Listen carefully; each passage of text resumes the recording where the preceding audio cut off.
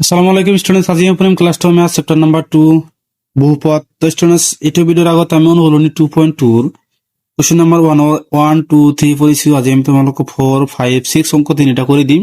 কেনেকৈ কৰিব লাগে এইটো ভিডিওৰ আগত আলোচনা কৰিছো, তোমালোকে এই ভিডিওটো চাই ল'বা আৰু ভিডিওটো ভাল লাগিলে চেনেলটো সাবস্ক্ৰাইব কৰি দিবা। তো কোশ্চনত কি কৈছে চাবা, তলৰ দিগাত বহুপদবোৰৰ শূন্য উলিওৱা। ইয়াৰ শূন্য উলিয়াব কৈছে আৰু এই শূন্যবোৰ আৰু সহগবোৰৰ মাজৰ সম্পৰ্ক সত্যাপন কৰা। শূন্য আৰু সহগবোৰৰ মাজত কি সম্পৰ্কটো সত্যাপন কৰিব কৈছে। ফৰ্মুলাটো আছিল কি, যে alpha plus beta is equal to minus B divide by A. B আছিল কি এক্স সহগ আৰু এ আছিল কি এক্স স্কয়াৰ সহগ। আৰু যেতিয়া পূৰণ কৰিবা তেতিয়া কি আছিল সি ডিভাইড বাই এ। সি মানে আছিল দুৰ্বক পদ, এ মানে কি আছিল এক্স স্কয়াৰৰ সহগ। তো সাব স্টুডেন্টস কোশ্চেন নাম্বার 3 আমাক কি দিয়া আছে যে 4 ইউ স্কয়ার প্লাস 8 ইউ। ইয়াৰ আমাৰ শূন্য উলিয়াব লাগে আৰু শূন্য আৰু সহগৰ মাজত সত্যাপন কৰিব লাগে। শূন্য আৰু সহগৰ মাজত সত্যাপন কৰিব লাগে। ইউৰ সহগ কি আছিল 8 আৰু ইউ স্কয়াৰৰ সহগ আছিল কি 4। চাবা স্টুডেন্টস আমি কি কৰিম, এইটো আমি শূন্যৰ সমান ধৰি লম। 4 U square plus 8 U is equal to শূন্য। ইয়াৰ পৰা আমি কি কমন ল'ব পাৰো 4 আৰু ইউ কমন ল'ব পাৰো। ইয়াত কিমান থাকে ইউ প্লাস ইয়াত কিমান থাকে ইউ কমন লৈছো 4 কমন লৈছো, তেনেহ'লে কিমান থাকে 2 ইজ ইকুয়াল টু শূন্য। চাবা এইটো আমি এতিয়া শূন্যৰ সমান ধৰিম, আকৌ এইটো শূন্যৰ সমান ধৰিম। 4 ইউ ইজ ইকুয়াল টু শূন্য, U plus 2 is equal to এইটো হল কি ইউ শূন্য। এইটো আমাৰ কি ইউ ইজ ইকুয়াল টু কি হ'ব ইউ ইজ ইকুয়াল টু শূন্য, আৰু এইটো কি হ'ব ইউ ইজ ইকুয়াল টু -2 হ'ব। কাৰণ প্লাস আছে সফল গ'লে কি হ'ব মাইনাস। চাবা আলফা আমি কিমান পাইছো, আলফা ইজ ইকুয়াল টু শূন্য আৰু বিটা ইজ ইকুয়াল টু কিমান হ'ল -2। এতিয়া এই দুটা যোগ কৰি আমাক কি উলিয়াব লাগে যোগফল। যোগফল আমি কি alpha plus beta is equal to formula কি জানো minus B divide by A. আৰু বি ইয়াত মানে কি এক্স স্কয়াৰ সহগ বা ইউ স্কয়াৰ সহগটো কি হ'ব এ 4 আৰু ইউৰ সহগটো কি হ'ব বি, আৰু চিৰ সহগটো আমাক কি কিছু নাই মানে আমাক কি দি আছে শূন্য দি আছে। তেনেহ'লে আমাক কি B divide by A, B মানে আমাক কিমান 8 ডিভাইড বাই কি ওলাব লাগে 4। তেনেহ'লে আমি কি কৰিম চাবা, আলফা মানে আমি কিমান জানো 0 প্লাস বিটা মানে আমি কিমান জানো -2। এই দুটা যোগ কৰিলে কিমান হ'ব -2 লগত 0 যোগ কৰিলে কিমান হ'ব -2 হ'ব। কিন্তু চাবা ইয়াত আমাক কি এও নাই, বি আমাক কিমান দি আছে 8, ইয়াত আমাক দি আছে কিমান 2। তেনেহ'লে আমি কি কৰিম 8 ডিভাইড বাই 4 লৈ আহিম। তো 8 ডিভাইড বাই 4 লৈ আহিবলৈ কি কৰিব লাগিব 4 এৰে আমাক পূৰণ কৰিব লাগিব। 4 এৰে পূৰণ কৰি দিয়া কিমান হ'ব 4 2 গুণ 8 -2 ইনটু 4 ডিভাইড বাই 4। ইয়াক যদি 4 এৰে পূৰণ কৰিছা ইয়াক পূৰণ কৰিব লাগিব। তেনেহ'লে কি হ'ব -8 ডিভাইড বাই 4।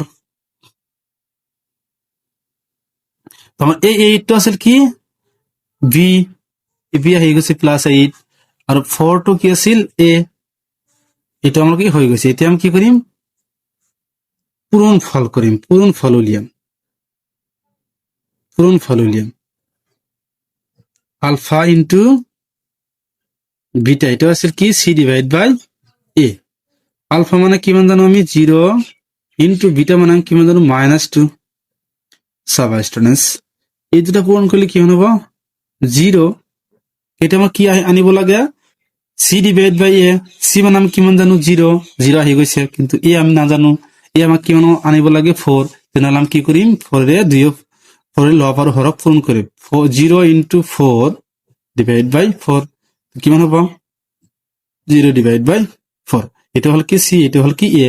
এইটো কি এনসার ওলাই গৈছে, ইয়ালৈকে কৰিবলগীয়া আছিল। যেতিয়া আমি তোমালোকক 5 নম্বৰটো কৰি দিম। চাবা স্টুডেন্টস এইটো আমাৰ কি পৰীক্ষাত 2019ত আহিছিল, এইটো ভালকৈ বুজি ল'বা। ইয়াৰ পৰা আমি কি একো কমন ল'ব নোৱাৰো, সেইকাৰণে আমি কি বনাম এইটো এটা ফৰ্মুলা আছিল কি a square minus b square is equal to কিমান আছিল a plus b into a minus b. এইটো ফৰ্মুলাত আমি বনাম। তো চাবা স্টুডেন্টস এইটো বনাব লাগিলে কি এইটো মানে টি মানে হল এ আৰু 15 মানে হল কি বি।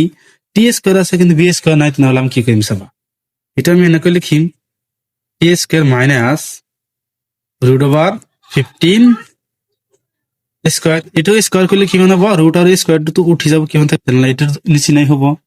তাৰপিছত আমি কি লিখিম চাবা a square minus b square is equal two আমি কি লিখি পাৰো যে এটো t প্লাস ৰুট অভাৰ 15 এটা প্লাস লিখিম আৰু এবাৰ মাইনাস লিখিম t মাইনাস ৰুট অভাৰ 15 এটা আমি কি 0 ৰ সমান ধৰিম এটা তুমি গোটেইখিনি 0 ৰ সমান ধৰি দিয়া 0 ৰ সমান ধৰিম এটা আমি 0 ৰ সমান ধৰিলে এটো 0 ৰ সমান ধৰিম আকৌ এটো 0 ৰ সমান ধৰিম t plus root over 15 is equal two 0 এটা কি t minus root over 15 is equal two 0 ইয়াৰ পৰা t ইজ ইকুয়াল টু আমি কিমান জানো t is equal to minus root over 15 আৰু এটো কি লিখিম t is equal two root over 15 তো আলফা আমি কিমান পাইছো মাইনাস ৰুট অভাৰ 15 আৰু আনটো কি পাইছো বিটা ইজ ইকুয়াল টু কিমান পাইছো প্লাস ৰুট অভাৰ 15 ইয়াত a মানে কি t স্কয়ার এটো হক কি হ'ব a 1 b মানে কি t ৰ হক নাই বা x ৰ হক নাই এটা আমি কি ধৰিম b ইজ ইকুয়াল টু 0 আৰু এই দুৰূপক পদটো কি হ'ব c is equal to minus 15 হ'ব তা কি উলিয়াব লাগে চাবা যোগ কৰিলে কি হ'ব উলিয়াব লাগে b ডিভাইড বাই a যোগফল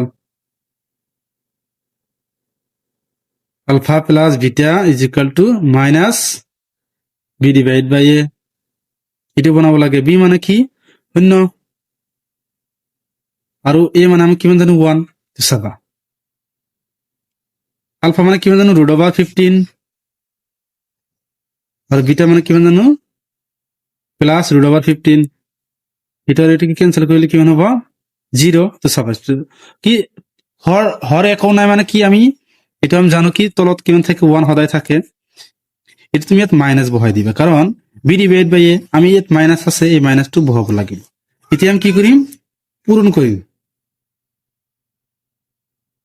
পূরণফল alpha into beta is equal to কিমান হ'ব c divide by a c divide by মানে c মানে কি মানে জানো minus 15 divide by minus 15 divide by কিমান হ'ব a মানে কি মানে জানো আমি 1 চাবা minus root over 15 into plus root over 15 পূৰণ কৰিলে কি হ'ব ডাইৰেক্ট মাইনাস 15 আহি যাব ডিভাইড বাই কিমান আমি তলত কিছু নাই মানে কি আমি 1 লিখি দিম তাহলে কি ওলাইছে c divide by a c মানে কিমান জানো মাইনাস 15 আৰু a মানে কিমান জানো 1 এটো কি ইয়ালৈকে কৰিবলগীয়া আছিল ষ্টুডেন্টস এতিয়া আমি তোমালোকক লাষ্ট অংক 6 নম্বৰটো কৰি দিম সাবস্টিটিউট আমাক দি আছে a ইজ ইকুয়াল টু কিমান জানো 3 মানে x স্কয়ার হোক b ইজ ইকুয়াল টু কিমান জানো -1 x এর হক কিছু নাই মানে 1 আছে আৰু c ইজ ইকুয়াল টু কিমান জানো -4 তো সাবস্টিটিউট যেটা আমরা কি উৎপাদক করে দিম 3x square x 4 is equal two কি শূন্যৰ সমান ধৰিম আমি কি কৰিম 3 আৰু 4 পূৰণ কৰিম কিমান হ'ব 12 ভাঙি আমাক কি ওলাব লাগে -1x ওলাব লাগে এটো ভাঙি আমাক কি ওলাব লাগে যোগ বা বিয়োগ কৰিলে -1x আৰু পূৰণ কৰিলে কিমান হ'ব লাগিব 12 ভাঙি দিয়া 6 2 গুণ 12 3 2 গুণ 6 তো চাবা স্টুডেন্টস আমি 2 আর 2 পূরণ করি 4 আর 3 আছে -4 লগত +3 কৰি দিম কিমান হ'ব -1 হৈ যাব এটো পূৰণ কৰিলে আকৌ কি হ'ব 12 তো এই সংখ্যাটো ইয়াত বহাই দিয়া এটা তুমি এনেকৈ লিখিবা যেহেতু 3 আছে আগত 3 টো তুমি আকৌ লিখি দিব পাৰা 3x স্কয়ার + 3x - 4x = 0 এটা 4 আগত আছে 4 দি দিয়া একো অসুবিধা নাই চাবা স্টুডেন্টস এরপর আমি কি কমন লব পারো 3 আর x কমন লব পারো ইয়াত কিমান থাকে x এতে আমার কি কিছু নাই মানে কি আছে 1 এরপর আকৌ চাবা এটা -4 হ'ব এই 4 টো লেখা নাই ইকুয়াল টু 0 এরপর আমি কি কমন লব পারো মাইনাস আকৌ 4 কমন লব পারো এর কি থাকে x আর ইয়াত মানে 4 কমন লইছে কিমান থাকে 1 এটা কি হবে প্লাস মাইনাস প্লাসে কি হবে মাইনাস এরপর আকৌ কি কমন লব পারো x plus 1 to কমন লব পারো কিমান থাকে 3x plus 4 is equal to 0 7 এটা আমি কি লিখি পারো 0 এর সমান এটা 0 এর সমান আমি কি লিখি পারো x is equal to কিমান লিখি পারো -1 যেহেতু প্লাস আছে মাইনাস হবে আকৌ এটা আমি কি লিখি পারো x is equal to 4 divided by 3 minus আছে প্লাস হবে আমি আলফা কিমান পাইছো -1 বিটা কিমান পাইছো 4 divided by 3 তো সাব স্টুডেন্টস সাপোজ এটা আমি আলফা আর বিটা কি করিম যোগফল সমষ্টি বুলি কয় আলফা প্লাস বিটা আমি যোগ করলে কি পাও -b divide by a -1 plus 4 divide by 3 যদি তোমালোক কি কৰিবা এইটো ইয়াৰ লগত পূৰণ কৰি ইয়াৰ লগত প্লাস কৰি দিবা 4 ডিভাইড বাই কিমান হ'ব 3 তাম কি কৰিম 4 লগত মাইনাস 3 কৰিম কিমান হ'ব 1 ডিভাইড বাই 3 সাবস্টিটিউট আনসার এই আমি কিমান জানো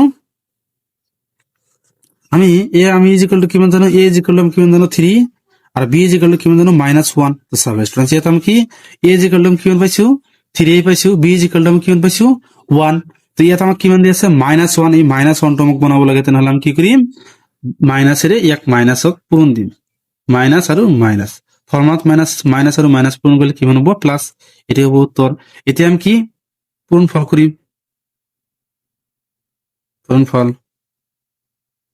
পূৰণফল কৰিলে কিমান হ'ব alpha into beta is equal to c divide by a মানে -1 ইনটু 4 ডিভাইড বাই 3 পূৰণ কৰিলে কিমান হ'ব -4 ডিভাইড বাই 3 তো সাবস্টিটিউট এ মানে আমি কিমান জানো 3 ইজ ইকুয়াল টু আমি কিমান জানো -4 c ইজ ইকুয়াল টু আমি কিমান জানো ইয়াত দি আছে -4 আর a ইজ ইকুয়াল টু কিমান দি আছে 3 তেনেহলে -4 ডিভাইড বাই কিমান ওলাইছে 3 এটা আমরা আহি গৈছে তো স্টুডেন্টস ইয়ালৈকে কৰিবলগীয়া আছিল স্টুডেন্টস ভিডিঅ তুমি যদি কিবা শিকিছা তেনেহলে কি কৰিবা চ্যানেলটা সাবস্ক্ৰাইব কৰি দিবা থ্যাংক ইউ স্টুডেন্টস